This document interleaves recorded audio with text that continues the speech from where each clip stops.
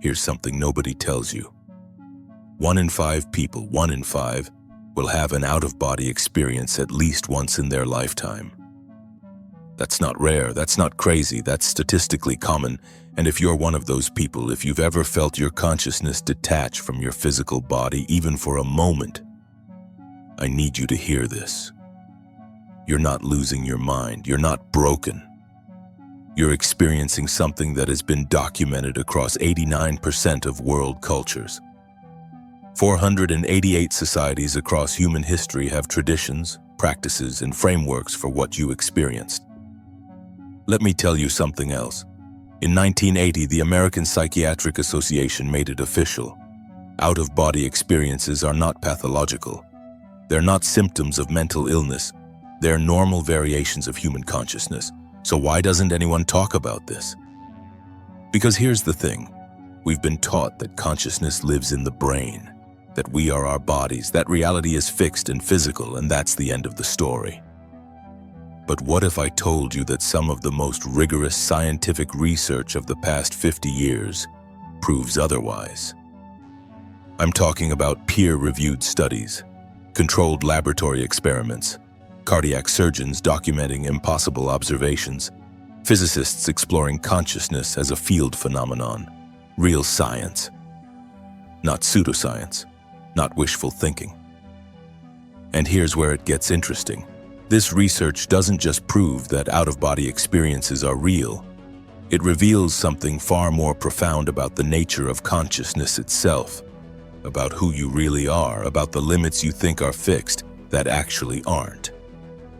Ready to go deeper? Because what I'm about to share isn't just theory. It's documented, it's verifiable, and it has radical implications for how you understand yourself, your trauma, your past, and what's actually possible for your future. Let's dive in. Let me tell you about Maria. 1977, Harborview Medical Center in Seattle. Maria has a cardiac arrest. Her heart stops, clinically dead. The medical team rushes in, chest compressions, defibrillator, the whole protocol. And they bring her back. But here's the kicker. When Maria wakes up, she tells social worker Kimberly Clark something impossible. She describes floating up to the ceiling during her resuscitation. She watched the medical team work on her body from above. And then she says she floated outside the hospital building, up to the 3rd floor, where she saw a tennis shoe on the window ledge.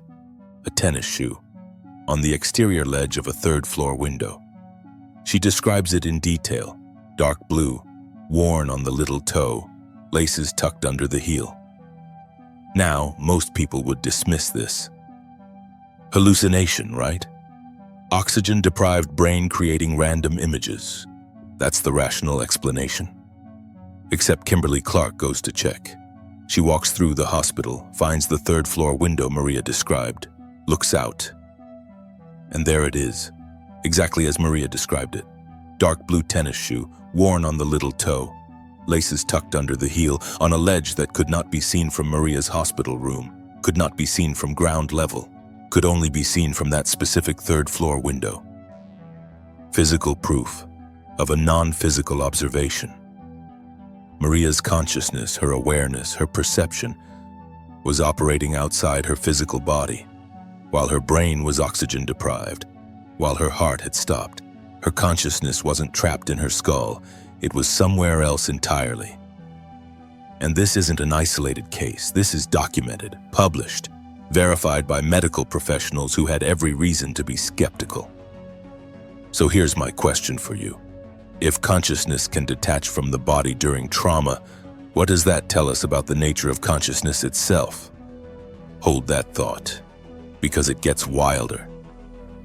Let me introduce you to Dr. Michael Sabom, cardiologist, skeptic, man of science. In 1976, he hears about patients describing their own resuscitations during cardiac arrest. His first reaction? Medical training kicks in. He thinks, nonsense, hallucinations, lucky guesses. So he decides to prove it. He interviews 32 cardiac arrest survivors. His hypothesis? They'll describe generic television-inspired versions of resuscitation. General ideas, nothing specific, nothing accurate, but here's what happens instead. 6 of those patients, 6, describe the resuscitation procedures with stunning accuracy. Not general descriptions, specific details, the exact sequence of events, equipment used, conversations between medical staff, things they could not have known, things they could not have seen from their position on the table. One patient describes the shape of the defibrillator paddles he'd never seen before that were only used during his resuscitation. Another describes a doctor's movements in precise detail, movements that happened while the patient's eyes were closed and heart had stopped. Dr. Sabom publishes this research, peer-reviewed, medical journals, and his conclusion? These observations cannot be explained by current neuroscientific models of consciousness. The accuracy is too high, the details too specific. Think about that for a moment. A skeptical cardiologist sets out to debunk out-of-body experiences during cardiac arrest, and instead he documents evidence that consciousness operates independently of brain function, that awareness persists when the brain is oxygen deprived. That perception occurs from a vantage point outside the physical body. This isn't fringe research. This is mainstream medical documentation. Gabbard, Twemlow, and Jones, prominent psychiatrists, studied out-of-body experiencers. Their finding? These individuals are psychologically normal, not just normal, extremely well-adjusted. No pathology, no mental illness, just ordinary people having extraordinary experiences. 85% describe these experiences as pleasant. More than 50% report feelings of joy. Not terror, not distress, joy. What does that tell you? Now let me tell you about the man who changed everything. Robert Monroe, sound engineer, pragmatist, not a mystic, not a spiritual seeker, just a guy running experiments with audio technology in 1958 when something impossible happened. He spontaneously left his body. His first reaction? I'm going crazy. Sound familiar? That's what almost everyone thinks the first time, because we've been conditioned to believe consciousness equals brain. If you experience consciousness outside your body, you must be losing your mind. But Monroe didn't stop there. He documented it, tested it, developed techniques to induce the experience reliably, and over the next 40 years he logged thousands of out-of-body experiences, thousands, with meticulous records. He discovered something profound. These experiences weren't random. They weren't hallucinations. They followed consistent patterns. He could navigate. He could verify observations. He could interact with the environment in measurable ways. Stanford Research Institute tested him. Dr. Charles Tart at UC Davis tested him. Dr. Alex Tanous at the American Society for Psychical Research tested him. And the results? Consistent, repeatable, verifiable. In one experiment, Tanous had an out-of-body experience and traveled to a laboratory. He described objects placed in a sealed room, objects placed there several days later, days after his observation, which suggests something radical about the nature of time itself. But here's what nobody talks about. Here's the part that changes everything. Monroe discovered that consciousness, your true nature, isn't bound by the body at all. He described it as a vibrational pattern, an energetic signature, a frequency. Not trapped in flesh and bone and neurons firing, but existing as an interactive pattern of frequencies. Let that sink in for a moment. If consciousness is a vibrational pattern, if it can exist independently of the physical body, then who are you really? Are you your body, your brain, your trauma stored in cells and neural pathways? Or are you something else entirely? Let me ask you something uncomfortable. How long have you believed that you are your body? Not just that you have a body, but that you are it. That your consciousness, your sense of self, your awareness, all of it lives somewhere in your skull. Generated by neurons, produced by brain chemistry, trapped inside 3 pounds of fatty tissue. And if that brain was damaged through trauma, through childhood neglect, through experiences that rewired your neural pathways, then you're damaged too, forever. Because you are the brain, you are the body, you are the wounds stored in your cells. This is the materialist worldview. And it's elegant. It's simple, and for most of modern science, it's been the only acceptable framework. But here's the thing. It's also a prison. Because if consciousness equals brain activity, then healing means fixing the brain, rewiring the circuits, overcoming the trauma imprinted in your nervous system. And while that work has value, I'm not dismissing therapy or neuroscience, it reinforces a fundamental belief. You are broken and you need to be fixed. What if that's backwards? What if the real problem isn't that your brain is damaged, but that you've over-identified with it? What if consciousness isn't produced by the brain at all, but simply filtered through it? What if you're not the pain body? You're the awareness observing the pain body. Stay with me here, because the research on out-of-body experiences suggests something radical. Consciousness is non-local. It doesn't live in one place. It isn't generated by physical matter. It exists as a field phenomenon, and the brain is just the receiver, not the source. Think of it like a radio. If you smash a radio, the music stops playing through that speaker. But the radio waves, they're still there, broadcasting, unaffected. Your body might be damaged, your brain might carry trauma, but you, the consciousness experiencing all of this, you were never broken. You were just convinced you were. Here's what no one tells you about out-of-body experiences. When consciousness detaches from the body, something profound happens. You realize, experientially, not intellectually, that you are not the thoughts in your head. You're not the memories stored in neural networks. You're not the trauma narrative you've been replaying. You're the observer. Monroe described it perfectly. He said the true nature of human beings is a vibrational pattern of interacting frequencies. Not flesh, not matter.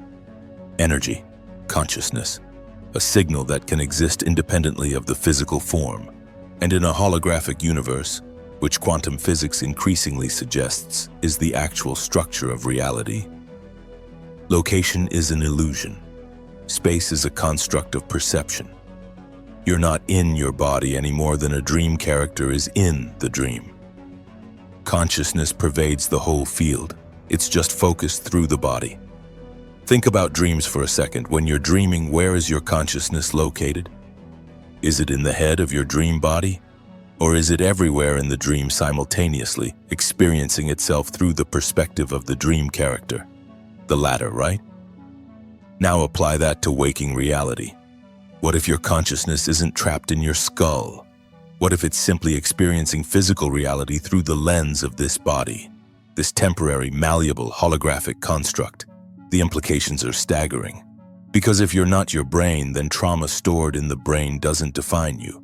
Memories don't imprison you. The past doesn't own you. You are the consciousness that can observe the pain without being the pain. You are the awareness that can detach from the story without denying the story.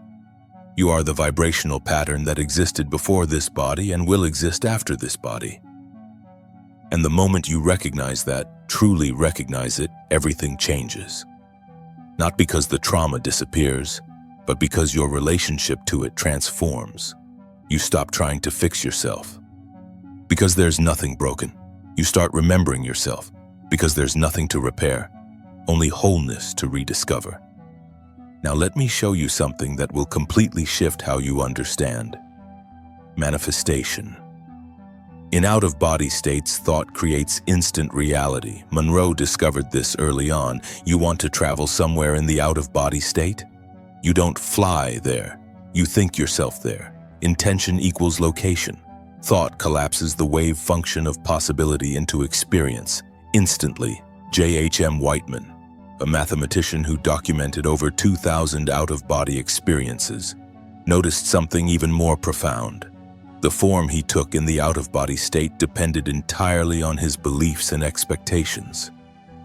Sometimes he appeared as his physical body, sometimes as a ball of light, sometimes as a shapeless cloud of energy, sometimes formless entirely. What determined the form? His conscious and unconscious beliefs about what form he should have. Think about that. Your beliefs, your thought patterns, your habitual ways of thinking, literally shaped the reality he experienced, not metaphorically, literally. The structure of his perceptual experience changed based on what he believed was possible. Monroe confirmed this independently.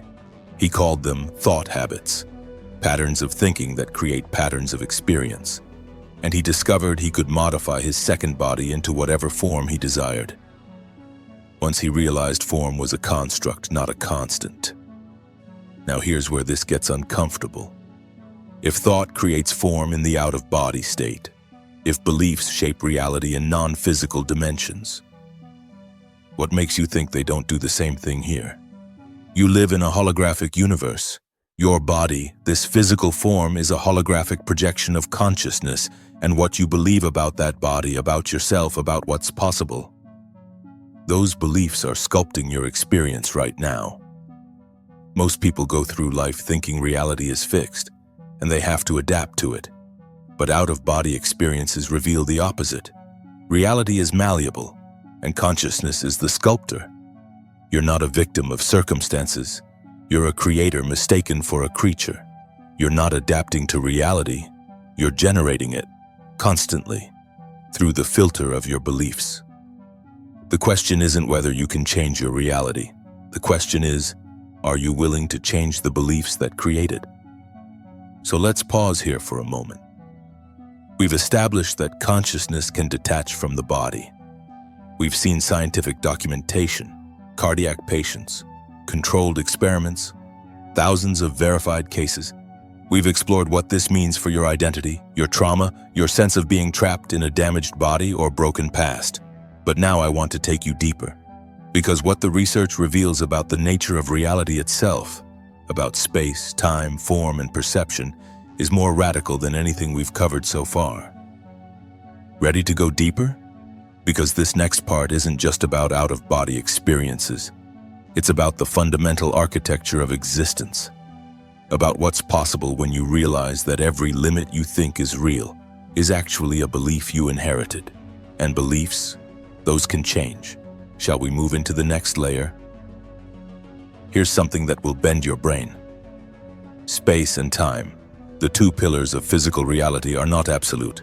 They're constructs, perceptual frameworks, modes of organizing experience, and out-of-body experiences prove it.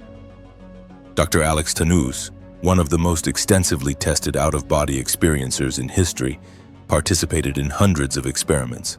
In one particular test, he traveled out-of-body to a laboratory at the American Society for Psychical Research.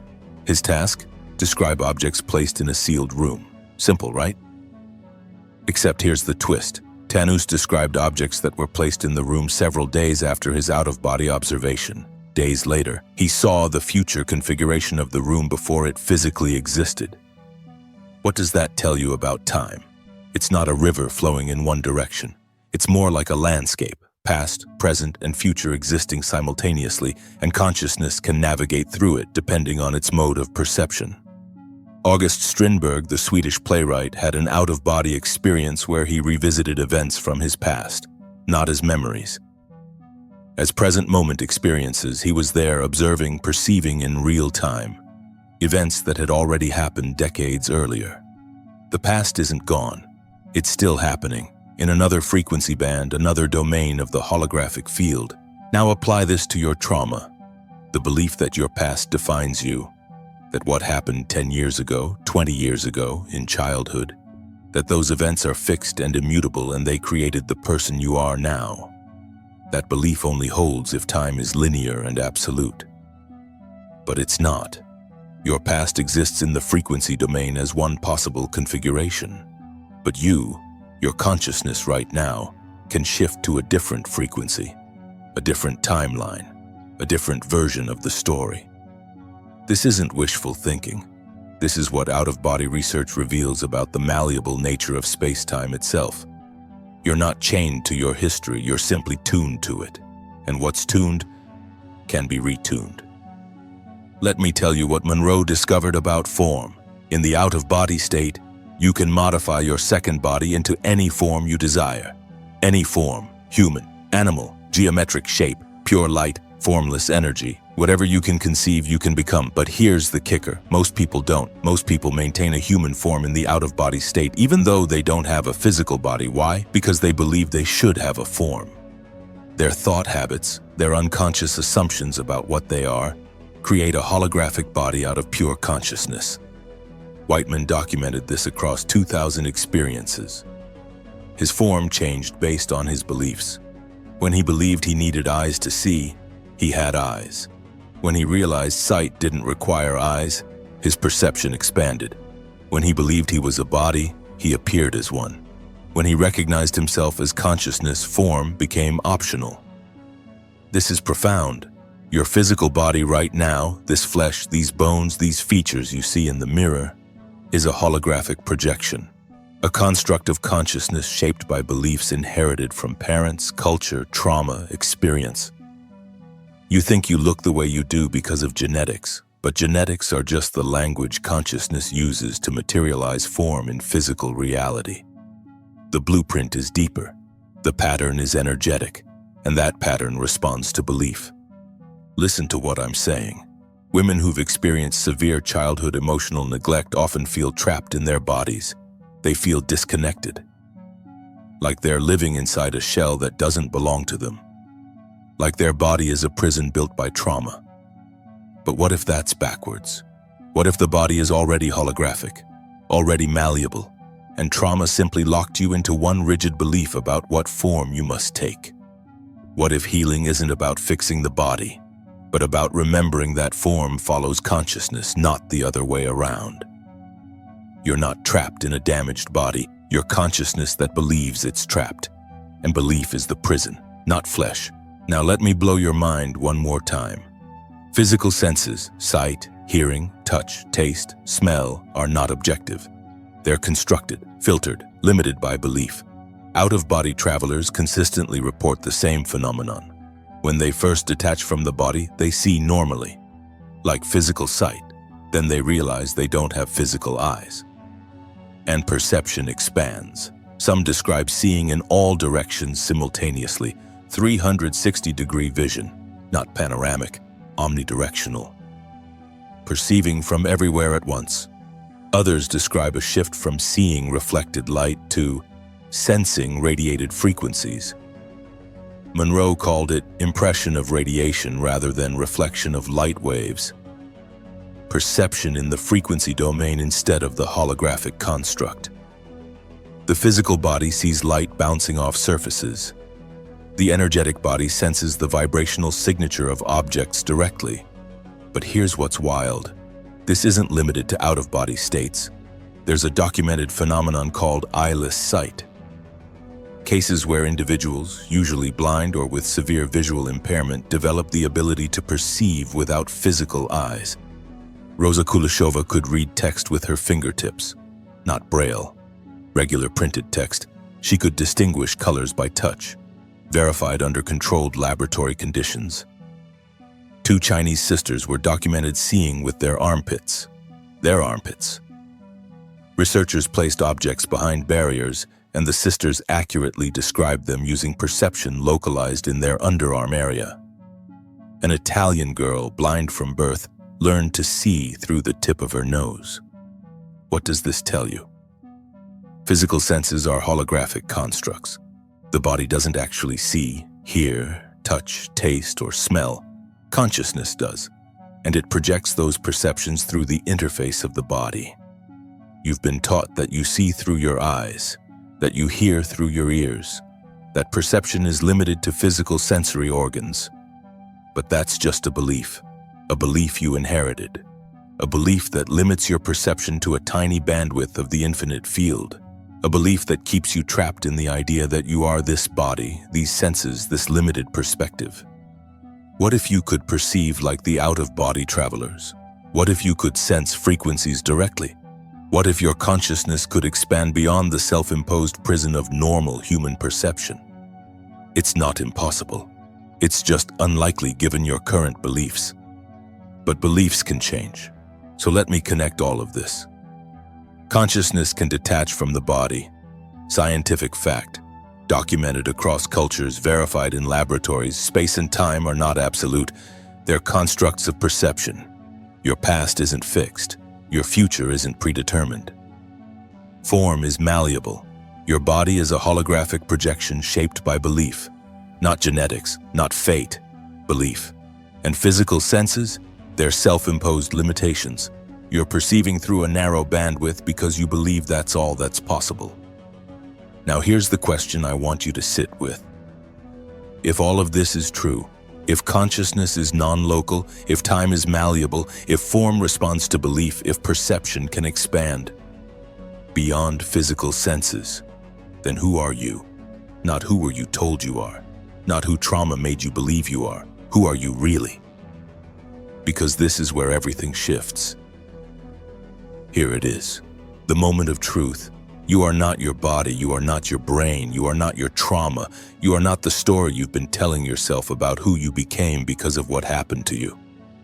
You are consciousness, non-local, vibrational, existing in the frequency domain, temporarily focused through the holographic construct of a physical body, but never, ever limited to it.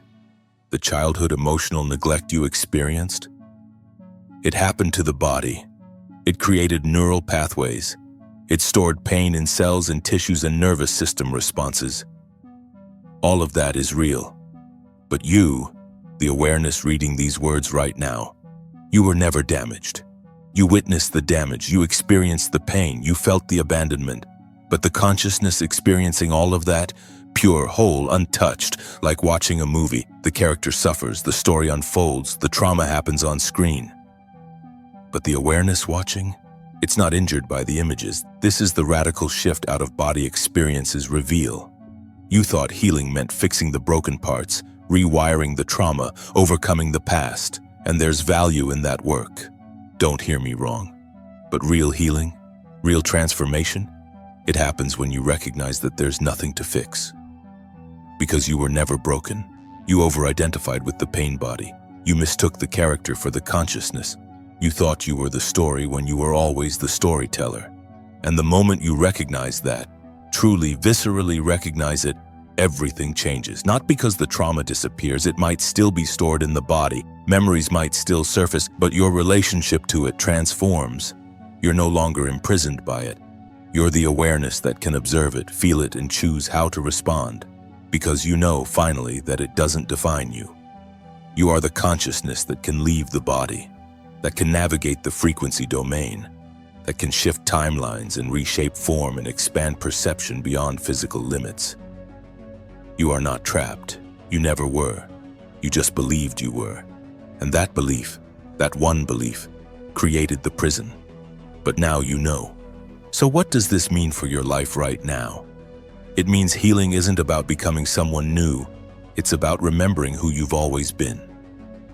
Out-of-body travelers often describe the same sensation, cosmic unity, the sense that I am everything and everything is me, not as a metaphor, as a lived experience. When consciousness detaches from the body, the illusion of separation dissolves. You realize you're not a separate self trapped in flesh. You're a localized expression of an infinite field, like a wave in the ocean. The wave has a form, a shape, a temporary identity, but it's never separate from the ocean. It's always been water. You've been living like a wave, convinced it's not the ocean. Convinced it's small, limited, broken by the storms it's endured, but the storms never touched the ocean. They only shaped the surface, and you're the ocean experiencing itself as a wave. Let that sink in. Your trauma reshaped the wave, absolutely, but it never touched the consciousness beneath. The wholeness was always there. You just forgot to look deeper than the surface. This is what out-of-body experiences teach us. When you detach from identification with form, you remember. You remember the unity, the interconnectedness, the infinite nature of what you actually are. And here's the beautiful paradox. The moment you stop needing to be healed, the moment you recognize you're already whole, that's when healing happens. Not as a desperate attempt to fix what's broken, but as a natural consequence of remembering what was always true. You don't heal by fighting the trauma. You heal by expanding beyond identification with it. You don't overcome the past. You shift to a frequency where it no longer defines your present. You don't fix the body. You remember you're the consciousness experiencing the body, and consciousness was never damaged.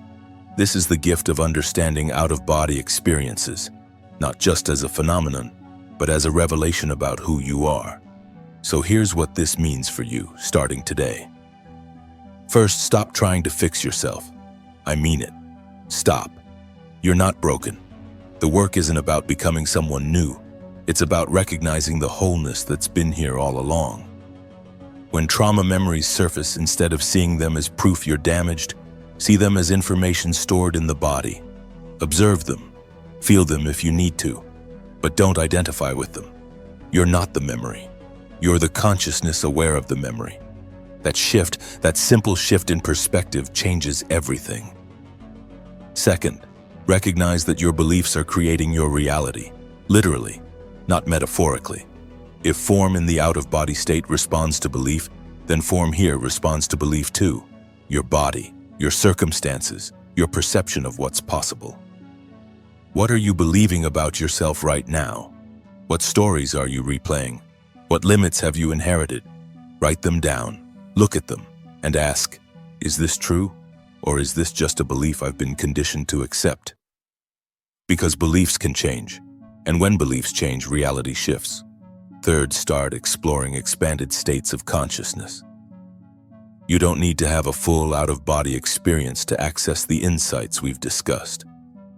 Meditation, breathwork, deep relaxation, even lucid dreaming.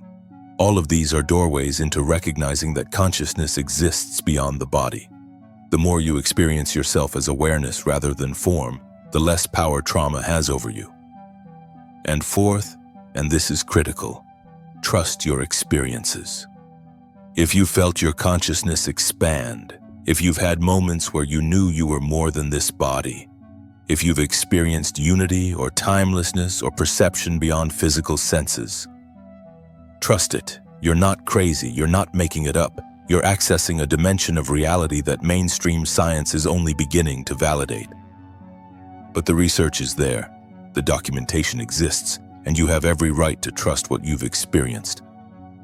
Because here's the thing, you're not learning anything new today. You're remembering what you've always known, remembering what every culture across human history has known, remembering the truth that gets buried under materialism and skepticism and the belief that you're nothing more than flesh and neurons. You are so much more than that. Before we close, I want to hear from you.